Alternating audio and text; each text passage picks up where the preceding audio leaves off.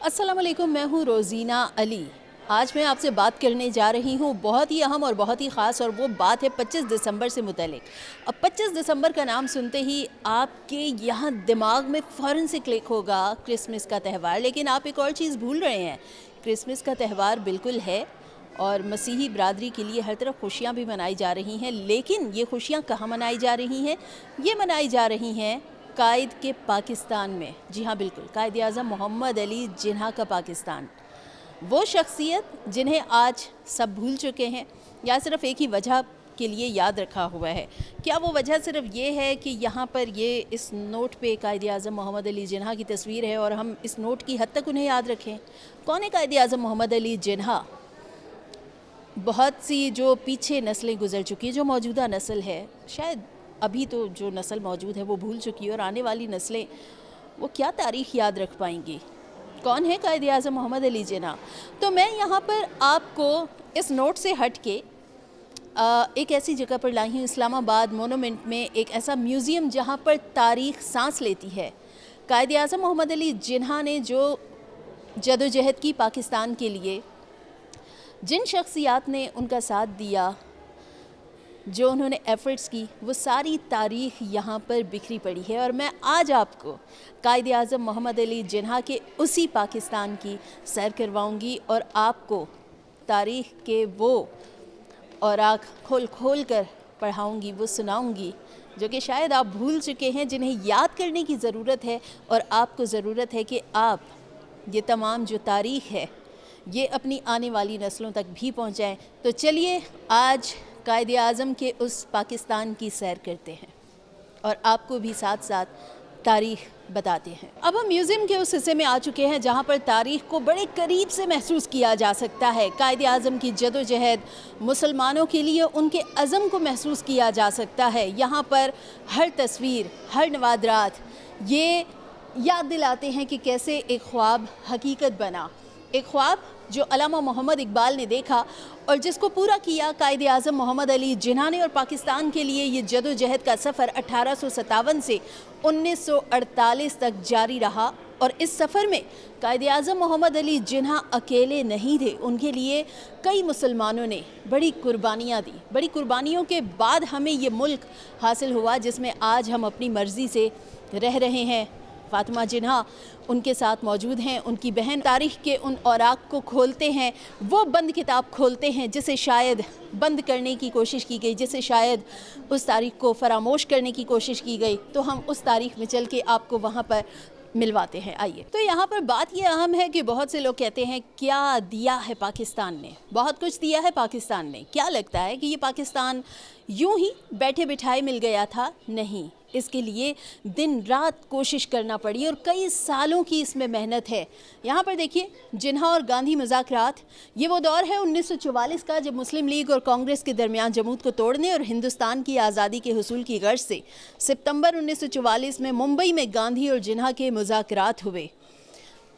चूँकि मुज़ाकरात वो नाकाम हो गए थे, लेकिन फिर भी उस जदोजहद को उस पर खामोशी अख्तियार नहीं की गई।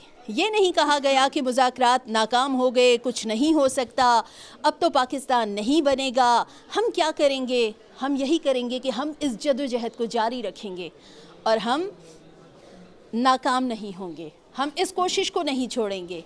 तो जिन्ना और गांधी के मुज़ाकरात के बाद मज़ीद मुज़ाकरात की कोशिश की गई। और अब अगर आपको मैं यहाँ पर दूसरी जानिब दिखाऊं तो यहाँ पर आप देख रहे हैं कि बहुत से रहनुमा आपको इसमें नज़र आ रहे हैं। सरदार अब्दुल रब निश्तर, लियाकत अली ख़ान, पंडित जवाहरलाल नेहरू, कायद आज़म मोहम्मद अली जिन्ना और उनके साथ हैं माउंटबेटन सरदार बलदेव सिंह।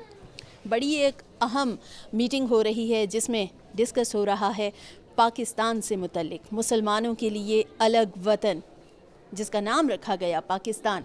3 जून का मंसूबा 1947 को वाइसराय लॉर्ड माउंटबेटन ने ऐलान किया कि हिंदुस्तान को खुद मुख्तारी का दर्जा देकर हिंदुस्तान और पाकिस्तान की 2 जुदागाना रियासतों में तकसीम कर दिया जाएगा। और ये तारीख़ यहाँ पर इसको लिखा गया है आपको बताने के लिए।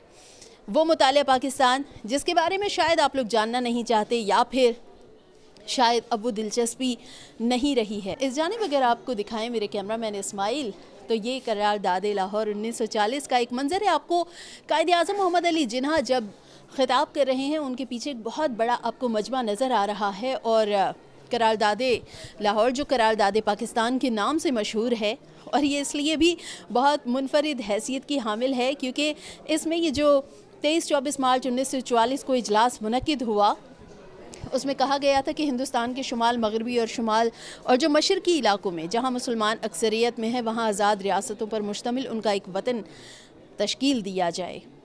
تو آپ دیکھ رہے ہیں کہ یہ جدوجہد صرف ایسے ہی نہیں ہوئی، یہاں پر ہی یہ سفر جو تھا یہ ختم نہیں ہوا، بہت لازوال قربانیاں، بہت جدوجہد، اور اس کے بعد پھر اتنی مشکلوں سے ہم نے پاکستان حاصل کر لیا، پاکستان کا نام تجویز کر لیا گیا، ایک آزاد ریاست وجود میں آ گئی جہاں پر مسلمان اپنی مرضی سے رہ سکتے تھے، آزادانہ اپنی جو مسلمان ہیں وہ اپنے مذہب کے مطابق اپنی زندگی گزار سکتے تھے۔ اب ہم چلتے ہیں پاکستان بننے کے بعد، پاکستان بن گیا، پھر اس کے بعد کیا ہوا، کس طرح سے ویلکم کیا گیا قائد اعظم محمد علی جناح کو۔ تو چلیے ذرا وہ تاریخ اس پر بھی نظر ڈالتے ہیں۔ تو پاکستان وجود میں آ گیا، اور جیسے ہی پاکستان وجود میں آیا ہر طرف مسلمانوں میں خوشی کی لہر دوڑ گئی۔ یہاں پر دیکھیے قائد اعظم بلوچ سرداروں کے ساتھ فروری 1948 میں ان کے ساتھ موجود ہیں۔ اس سے آگے اگر ہم چلیں تو یہ کراچی کی ایک تصویر ہے، یہاں پر خواتین نیشنل گارڈز کے ہمراہ۔ اس کے آگے چلیں تو خیبر ایجنسی میں قبائلی سردار قائد اعظم کو خوش آمدید کہہ رہے ہیں، اور یہ دیوار ہے، یہ ایسا لگ رہا ہے کہ ایک بھائی چارے کی دیوار، اگر میں اس کو کہوں تو غلط نہیں ہوگا۔ یہاں پر وہ تقسیم نظر نہیں آ رہی، یہاں پر پاکستان بننے کے بعد سبھی پاکستانی تھے، لیکن اب سوال یہ ہے کہ میں پھر سے یہ نوٹ آپ کو دکھاتی ہوں، کیا ہم قائد اعظم محمد علی جناح کو صرف اس حد تک یاد رکھیں، صرف یہاں تک یاد رکھیں مجھے قائد اعظم سے پیار ہے لیکن نوٹ کی حد تک، میں قائد اعظم کو مانتا ہوں لیکن نوٹ کی حد تک نہیں؟ ہم نے قائد اعظم کو ماننا ہے، اس تاریخ کو ہم نے یاد رکھنا ہے، اس تاریخ کو ہم نے بھلانا نہیں ہے۔ ہم کیوں بھولتے جا رہے ہیں؟ یہ نوٹ آپ کے پاس ضرور ہونا چاہیے، لیکن ساتھ ہی ساتھ یہ جو تاریخ ہے یہ آپ کے یہاں پر دلوں میں رچی اور بسی ہونی چاہیے۔ اپنے پاکستان سے محبت کریں۔ قائد اعظم محمد علی جناح جن کے جنم دن کی خوشی 25 دسمبر کو منائی جاتی ہے، اور کیوں نہ منائی جائے، یہ وہ عظیم شخصیت ہیں جنہوں نے پاکستان کا تحفہ ہمیں دیا، ایک ایسا پاکستان، خوبصورت پاکستان جو خاص طور پر مسلمانوں کے لیے ایک الگ وطن بنایا گیا۔ تو اپنے وطن سے پیار کریں اور اس کی قدر کریں۔